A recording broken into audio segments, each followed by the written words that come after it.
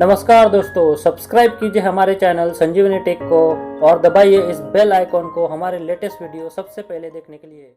नमस्कार सभी EPS 95 pension धारकों का आज के इस वीडियो में स्वागत है। आज के इस वीडियो में माननीय प्रवीण कोहली जी द्वारा एक indicative rough draft EPS 95 pension धारकों के लिए शेयर किया गया है, तो उसी के संदर्भ में अभी हम इस वीडियो में जानकारी लेने वाले हैं। तो जी हाँ, ये जो इंडिकेटिव रफ ड्राफ्ट है तो वो है non exercising the option under para 26 of 6 of EPF scheme 1952 and para 11 of 3 under EPS 1995 के संदर्भ में यहाँ पर ये इंडिकेटिव रफ ड्राफ्ट जो है वो यहाँ पर जारी किया गया है। तो अभी हम इस वीडियो में इसकी डिटेल जानकारी लेने वाले हैं, तो आप इस वीडियो के साथ अंत तक बने रहिए ताकि ये जो इम्पोर्टेंट अपडेट है तो इसकी जानकारी आप सभी पेंशन धारकों को मिल सके। और इसी तरह के अपडेट जानने के लिए अगर आपने चैनल को अभी तक सब्सक्राइब नहीं किया है तो वीडियो के नीचे एक रेड कलर का बटन है, उसे प्रेस करके आप चैनल को सब्सक्राइब कर लीजिए और उसके बाद जो बेल का बटन आएगा उसे भी आप प्रेस कर दीजिए ताकि जो आने वाले अपडेट है वो आपसे किसी भी तरह से मिस ना हो सके।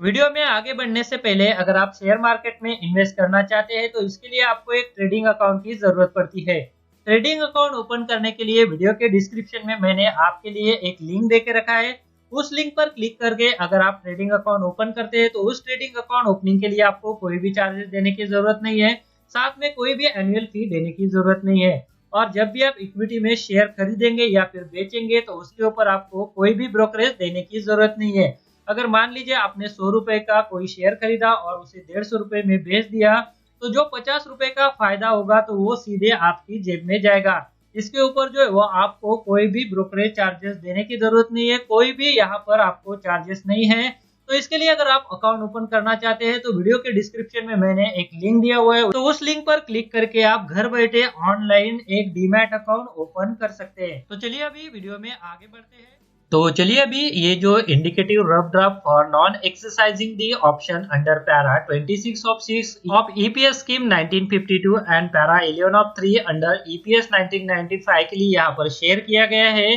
तो उसी के संदर्भ में अभी हम इस वीडियो में जानकारी लेने वाले हैं। तो जैसा कि आप स्क्रीन पर देख पा रहे हैं कि यहाँ पर बताया गया है, on the request of many pensioners Praveen Kohli sir share an indicative rough draft for EPS 95 pensioners assistant and to appraise the advocate regarding non-exercising of options under para 26 of 6 of EPF scheme 1952 and 11 of 3 of EPS 1995। तो इसी तरह के rough draft अगर आपको पता करने हैं तो इस आर्टिकल में यहाँ पर मैंने एक सर्च का बटन दे के रखा है, तो वहां पर क्लिक करके आप जो है वो कोई भी ड्राफ्ट सर्च कर सकते हैं। आगे यहाँ पर इसके बारे में बताते हुए कहा गया है indicative draft only for assistance. तो यहाँ पर ये जो इंडिकेटिव रफ ड्राफ्ट दिया गया है तो ये आपकी हेल्प के लिए दिया गया है, आपके असिस्टेंस के लिए दिया गया है। इसकी हेल्प से जो है वो आपका जो ड्राफ्ट है तो वो आप यहाँ से क्रिएट कर सकते हैं। तो चलिए अभी आगे यहाँ पर क्या बताया गया है, वो ये जो रफ ड्राफ्ट है वो क्यों शेयर किया गया है, तो अभी हम इस वीडियो में जानकारी ले लेते हैं। तो जैसा कि आप यहाँ पर देख पा रहे हैं कि that so far as question of non exercising the option under para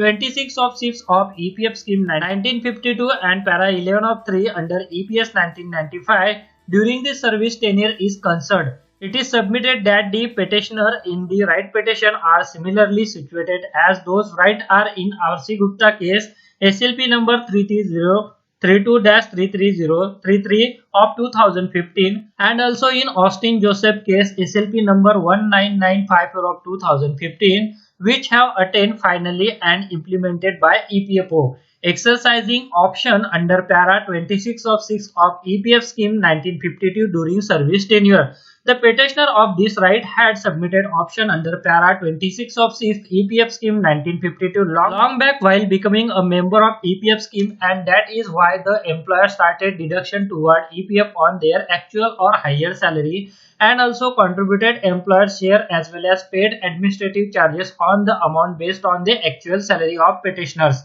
And the same had been accepted by EPFO, and EPFO had also accounted for and updated the account of EPF on the basis of such contribution received from employee and employer. So by virtue of action, employee or employer and EPFO, it has been the infer that joint option of employee and employer have been exercised and accepted by EPFO. It is also fact that one of the petitioners in R.C. Gupta case and also in Austin Joseph case had exercised such option under para 26 of 6 of EPF scheme 1952, but all the petitioner in these cases were contributed toward provident fund on their actual or higher salary. Since the petitioner of the above two SLP have been given the benefit of pension revision by implementing the decision of Apex Code, the petitioner of this right, being similarly situated, cannot be denied the same treatment as that will amount to discrimination. EPFO Shimla via letter number 351 dated 19th of November 2019 annexure। तो यहाँ पर जी हाँ दोस्तों, EPFO Shimla की तरफ से ये जो 19 नवंबर को एक लेटर जारी किया गया है, जिसमें यहाँ पर जो आरसी गुप्ता केसेस है तो उनके संदर्भ में यहाँ पर बताया गया है कि no permission under para 26 of 6 granted and 10 copy is not available. तो आरटीआई के माध्यम से इसके संदर्भ में जानकारी पूछी गई थी, तो इसके संदर्भ में यहाँ पर जो है वो कोई भी रिकॉर्ड अवेलेबल नहीं है और यहाँ पर कोई कॉपी अवेलेबल नहीं है, ऐसा यहाँ पर रिप्लाई है। तो इसी के लिए यहाँ पर ये जो रफ ड्राफ्ट है वो माननीय प्रवीण कोहली जी द्वारा ईपीएस 95 पेंशन धारकों के लिए शेयर किया गया है। तो जैसा कि यहाँ पर ईपीएफओ शिमला की तरफ से लेटर नंबर 351 जो है वो 19 नवंबर 2019 को यहाँ पर जारी किया गया है, तो उस लेटर में उन्होंने क्लियरली मेंशन किया has confirm that no permission under para 26 of 6 has been granted to the petitioner of the RC Gupta case. Similarly, in Austin Joseph case, wherein all the petitioner were retired employees, it has clearly been started by EPFO that exercise of joint option by employer and employee under para 26 of 6 has not been done,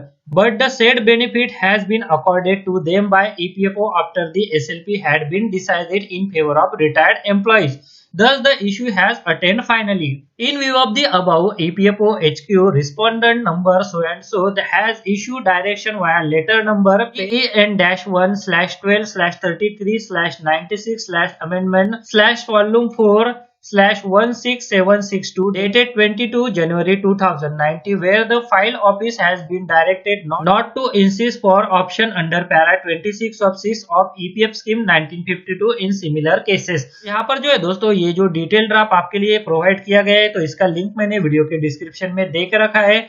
तो यहाँ पर जो है दोस्तों ये जो detail draft है वो आपके लिए यहाँ पर प्रोवाइड किया गया है। साथ में यहाँ पर 19 अप्रैल 2017 को ईपीएफओ द्वारा जो लेटर जारी किया गया था, जिसमें कहा गया था allowing member of the employee pension scheme 1995 the benefit of the actual salary in the pension fund exceeding wage limit of either 5,000 or rupees 6,500 per month for the effective date respectively as per the Honorable Supreme Court Order SLP number 33033 of 2015 regarding। तो यहाँ पर इस SLP के संदर्भ में supreme court द्वारा जो आदेश दिए गए थे तो उसका पालन करने हेतु जो EPS 95 के जो बेनिफिट है तो एक्चुअल सैलरी के बेसिस पर जो है वो देने के लिए यहाँ पर कहा गया था। तो यहाँ पर जो है दोस्तों ये जो डिटेल ड्राफ्ट है तो आपके लिए माननीय प्रवीण कोहली जी द्वारा शेयर किया गया है, तो उसी के संदर्भ में जो है वो अभी मैंने आपको इस वीडियो में जानकारी दी। अगर आपको EPS 95 पेंशन धारकों के लिए ये जो माननीय प्रवीण कोहली जी द्वारा प्रयास किए जा रहे हैं तो इसके लिए आपकी जो भी राय बनती है तो इस वीडियो के नीचे आप उनके लिए जरूर बताइए।